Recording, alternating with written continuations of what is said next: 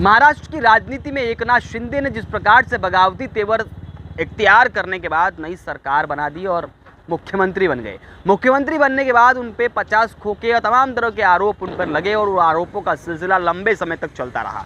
वही सिलसिला अभी भी चल रहा है। लेकिन दूसरी तरफ रवि राणा के बयान के बाद बच्चू कडू पर जो आरोप लगा, उसके बाद बच्चू कडू पूरी तरह नाराज हो चुके हैं। प्रेस कॉन्फ्रेंस उन्होंने किया आयोजित और उन्होंने 1 तारीख तक का अल्टीमेटम देते हुए कह दिया है कई आमदार उनके साथ में हैं।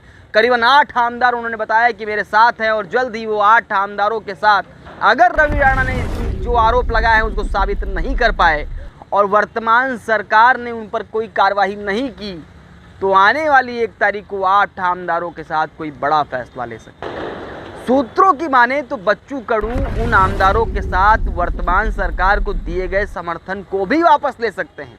ऐसे में अब तक अपक्ष आमदारों या छोटे यानी कुछ छोटी पार्टियों द्वारा लगातार इस सरकार को जो समर्थन दिया गया है, वह समर्थन अब सवालों के घेरे में है। ऐसे में हितेंद्र ठाकुर यानी बहुजन विकास अघाड़ी पार्टी के अध्यक्ष हितेंद्र ठाकुर के कामकाज और वर्तमान की राजनीति पर अब तक के सफर को भी सवाल खड़े किए जा रहे हैं। ये सवाल क्यों खड़ा हो रहा है, जरा समझिए। अपक्ष आमदार या छोटी पार्टियों के आमदारों के समर्थन पर भी सवाल खड़े होने शुरू हो गए हैं और कहीं ना कहीं उनके मन में भी शंकाएं उत्पन्न होती नजर आ रही हैं। बच्चू कडू पर जो आरोप लगा है वो लगाने वाला कोई और नहीं रवि राणा है और रवि राणा वर्तमान में भारतीय जनता पार्टी की वर्तमान सरकार, शिंदे के नेतृत्व वाली सरकार को समर्थन देने वाले एक आमदार हैं। और इस हालात में अगर वो आरोप खोखे शब्द का लगा रहे हैं तो शिवसेना के जो लगातार आमदार हैं या सुषमानदारे हैं, विपक्ष के लोग हैं, वो जो खोखे का आरोप लगा रहे हैं,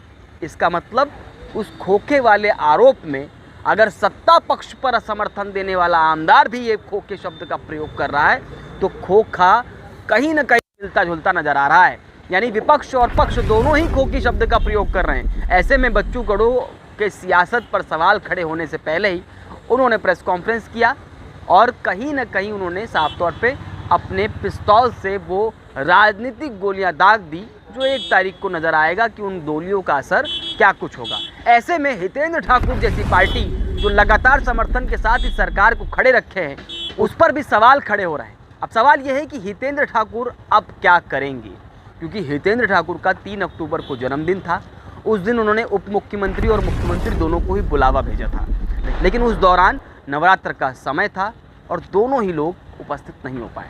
खैर, रात गई और बात गई। आने वाले 15 अक्टूबर को भी ऐसा कहा जा रहा था कि उप मुख्यमंत्री और मुख्यमंत्री वसई विरार की धरती पर पुनः पधारेंगे और हितेंद्र ठाकुर से एक मुलाकात करेंगे, लेकिन वो भी नहीं हो पाया। और अंदर की खबर ये भी है कि लगातार एकनाथ शिंदे वसई विरार के वो लोग जो लगातार इस पार्टी के विरोध में हैं, उनसे संपर्क करना, उन्हें ऊर्जा देना, उन्हें समझाने का काम भी कर रहे हैं। ऐसे में हितेंद्र ठाकुर को भरे सदन में दिए गए बयान या वादे का क्या कुछ होगा, यह एक सवाल और संदेह के घेरे में है। ये बात निश्चित रूप से हितेंद्र ठाकुर तक भी पहुंच चुकी होगी। हितेंद्र ठाकुर समझ चुके होंगे कि सियासी चालों में एकनाथ शिंदे भी अपनी चाल कहीं दूसरी तरफ भी चल रहे हैं। जो उन्होंने वादा भरे सदन में किया था, हो सकता है कि पर्दे के पीछे उनकी चाल वह ना हो जो उन्होंने सदन में वादा किया था। ऐसे में हितेंद्र ठाकुर का अगला कदम क्या होगा, यह एक बड़ा सवाल है। बच्चू कडू के पास कौन से आमदार हैं, किस तरह समर्थन है, वो तो राम ही जाने, लेकिन 1 तारीख के आसपास के आने वाले समय में जो कुछ हलचल होगी उस पर हितेंद्र ठाकुर का कदम भी देखने योग्य होगा। राजनीति में अक्सर फैसला तुरंत नहीं लिया जाता है या कोई भी शंका या कोई भी विश्लेषण तत्काल नहीं लगाया जा सकता, क्योंकि समय रहते कौन किसका कब दोस्त और कौन किसका कब दुश्मन बन जाए ये तो कहा नहीं जा सकता। लेकिन वर्तमान राजनीति में साफ तौर पर नज़र आ रहा है कि कब कौन किसका दुश्मन और कब कौन किसका दोस्त बन जाएगा, यह वाकई में कहा नहीं जा सकता।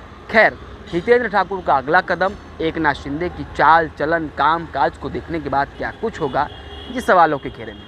दोनों की दोस्ती हो चुकी थी ऐसा कहा जा रहा है, लेकिन वर्तमान स्थितियों के अनुसार कहीं भी दोस्ती नज़र नहीं आ रही है। देखना ये होगा अब कि इस सब माहौल के बीच में महाराष्ट्र की सरकार अब गिरेगी या रुकेगी तो ये जिन पर आरोप लगे हैं बच्चू कडू, और जब आरोपों के बाद में ये भी देखा जा रहा है कि अंदर खाने हितेंद्र ठाकुर की पार्टी पर भी योजनाएं बनाई जा रही हैं, साजिश किए जा रहे हैं। तो ऐसे में इन सब मसलों के बीच में बच्चू कडू ने प्रेस कॉन्फ्रेंस लेकर स्टैंड ले लिया। हितेंद्र ठाकुर का स्टैंड क्या होगा, ये सब कुछ देखने वाली बात होगी। आज के लिए धन्यवाद।